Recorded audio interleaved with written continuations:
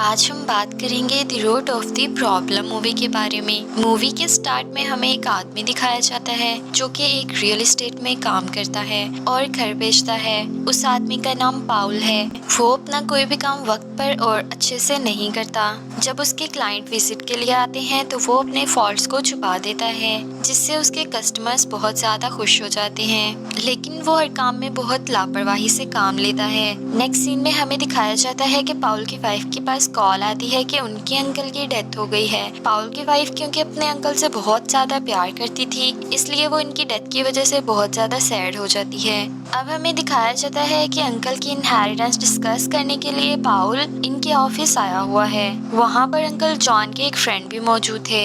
यहाँ पाउल तो शॉक्ड ही हो जाता है क्योंकि उसको इनहेरिटेंस में पैसे नहीं, बस एक प्लांट दिया जाता है। अब पाउल उस प्लांट को लेकर अपने घर आ जाता है। उसको तो इतना ज्यादा गुस्सा आ रहा था कि उसका दिल करता है कि प्लांट को उठा के डस्टबिन में डाल दे। अब हम पाउल और उसकी वाइफ को देखते हैं जो बहुत ज्यादा परेशान है, क्योंकि उन दोनों ने तो ये एक्सपेक्ट किया था कि उनके अंकल विरासत में उनके लिए बहुत ज्यादा पैसे और प्रॉपर्टी छोड़ कर जाएंगे, मगर उन्हें तो सिर्फ एक प्लांट मिला।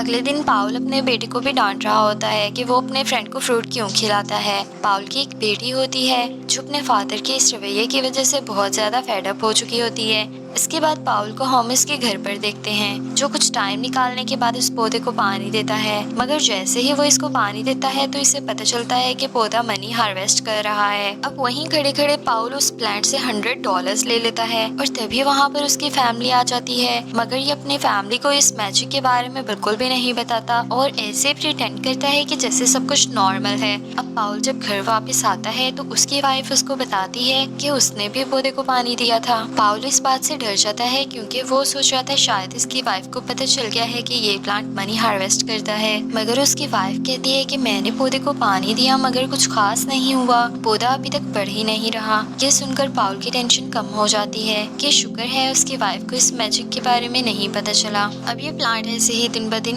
पैसे देने लगता है और पाउल अमीर होता जाता है। अब अगले दिन एक आदमी चर्च के लिए फंड्स मांगने आता है। पाउल उसको कुछ पैसे दे देता है। अब ये बहुत ज्यादा सखी हो गया था। उसकी फैमिली ये सब कुछ देखकर बहुत ज्यादा हैरान हो गई थी। अब पाउल अपने ओपिनियंस भी चेंज कर लेता है और अच्छे अच्छे कपड़े पहनने लगता है। वो प्लांट से बहुत ज्यादा खुश होता है जो ज्यादा से ज्यादा मनी हार्वेस्ट कर रहा था। मगर पाउल अब भी ये सीक्रेट अपनी फैमिली के साथ शेयर नहीं करना चाहता। वो पहली मर्तबा अपने बच्चों को बहुत ज्यादा पॉकेट मनी देता है। उसके बच्चे ये देखकर बहुत ज्यादा हैरान रह जाते हैं। अब उसके बच्चे ये चाहते थे कि उनके फादर अब सारी जिंदगी ऐसा ही बिहेव करें। अब पाउल दिन ब दिन फजूल खर्ची करने लगा था। वो अपने लॉन के लिए एक बहुत कॉस्टली लॉन मोवर लेता है ताकि वो लॉन का घास काट सके। लेकिन लॉन मोवर देखकर उसकी वाइफ को उस पर बहुत ज्यादा गुस्सा आता है। वो पाउल से लड़ाई करती है कि तुम्हारे पास इतने सारे पैसे कहाँ से आए और तुम इन पैसों को ऐसी चीजों पर क्यों खर्च कर रहे हो। इसको दिन ब दिन पाउल पर शक हो रहा था। वो अपने हस्बैंड के लिए फिक्रमंद थी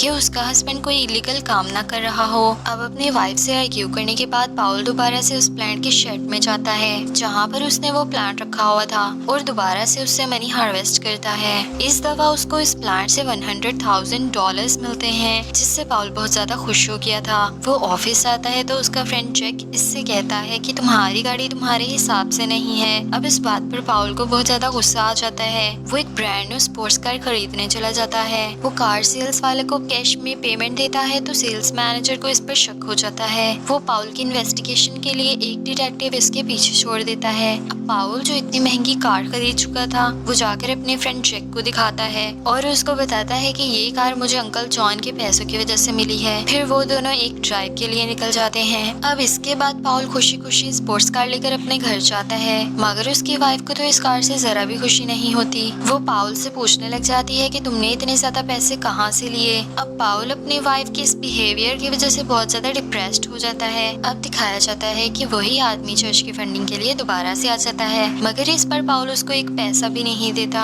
एक्चुअली में जो आदमी डोनेशन के लिए पैसे लेने आता है वो अंकल जॉन का फ्रेंड है और उनको इस बात से बहुत दुख पहुंचा कि पाउल ने उनको चर्च की डोनेशन के लिए $1 भी नहीं दिया। अब जब पाउल घर नहीं होता तो वही डिटेक्टिव दोबारा से पाउल के घर पर आती है और उसकी वाइफ से इन्वेस्टिगेशन करती है कि पाउल कहाँ पर इन्वेस्ट करता है और इसकी इनकम कितनी है। मगर पाउल की वाइफ अपने हस्बैंड को डिफेंड करती है और उसको बताती है कि मेरा हस्बैंड एक टॉप एजेंट है जो घर बेचकर पैसे कमाता है। इसके बाद डिटेक्टिव वहाँ से चली जाती है। अब उस डिटेक्टिव को पता चलता है कि महीने से तो पाउल की कोई भी अर्निंग नहीं हो रही और उसका काम तो सही तरीके से चल ही नहीं रहा, तो उसने इतनी महंगी स्पोर्ट्स कार कैसे खरीद ली। अब ये दूर से पाउल की एक्टिविटी को ऑब्जर्व करना शुरू कर देती है। पाउल को दिखाया जाता है जो बहुत ज्यादा परेशान है क्योंकि उसका प्लान अब पैसे नहीं दे रहा था, और तो और उसकी वाइफ उससे रोजाना एक ही क्वेश्चन किया करती थी कि पैसे कहाँ से आ रहे हैं, जिसकी वजह से वो बहुत ज्यादा डिप्रेस्ड हो गया था। इसके बाद पाउल अंकल जॉन के फ्रेंड के पास जाता है और उनको चर्च के लिए बहुत सारी फंडिंग भी देता है। अंकल के फ्रेंड उसको बताते हैं कि लोगों की ज्यादा से ज्यादा हेल्प किया करो। वो पाउल को एडवाइस करते हैं कि सखी हो जाओ। ये बात पाउल को बहुत ज्यादा पसंद आती है और वो बहुत सारे पैसे चर्च की फंडिंग के लिए देकर चला जाता है। डिटेक्टिव जो पाउल का पीछा कर रही थी वो भी ऑफिस पहुंच जाती है, जहां सामने टेबल पर कितने सारे पैसे पड़े होते हैं जो अभी पाउल देकर गया था। अब दिखाया जाता है कि पाउल जो बहुत ज्यादा फ्रस्ट्रेटेड हो चुका था क्योंकि प्लांट अब मनी हार्वेस्ट नहीं कर रहा था। वो बाइबल पढ़ता है और बहुत सारी बुक्स भी पढ़ता है जिससे उसको पता चले कि प्लांट मनी कैसे देगा। अगले दिन पाउल के बेटे को पाउल के साथ एक गेम खेलना थी।